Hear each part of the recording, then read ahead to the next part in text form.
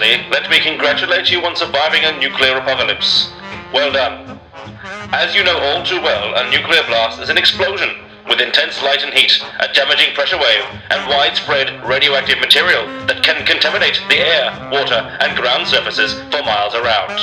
It's also a terrific pain in the ass if you had plans on the weekend. Let's deal with the immediate aftermath first.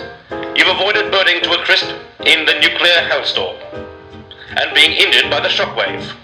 And if you're watching this, you didn't look directly at the explosion. So you've done well. But remember that the thing that can really get you is something that you cannot see, and that's nuclear fallout. If by chance you were caught outside during the nuclear apocalypse, it's best to do two things as soon as possible. 1. Take off your clothes. This is for two reasons. Number 1, your clothing may be irradiated. Number 2, if you're irradiated, you may hulk out, and it's probably best to avoid restrictive clothing if you do. The second thing to do immediately is to wash yourself. However, don't use any scrubbing implement, as it may strip off your now radioactive skin. And if you wash your hair, don't use conditioner, as it can bind radioactive material to your hair, keeping it from rinsing out easily. If you were inside during the nuclear apocalypse, you won't have to do these things, but be aware that radioactive fallout can travel for many miles and may take some time to reach your location. So, you're not dead, and you don't glow in the dark. What's next?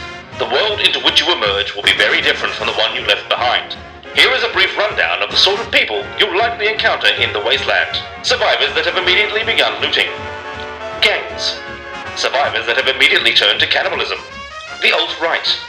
Survivors that have immediately begun wearing leather and driving makeshift vehicles. Wasteland mutants. Survivors who have been waiting for this moment their entire lives. Mormons. Depending on where you are, your chances of meeting these people are roughly detailed in this chart. Of course, you will also likely encounter other normal survivors. The first question you will have to ask yourself is, can I rule these people?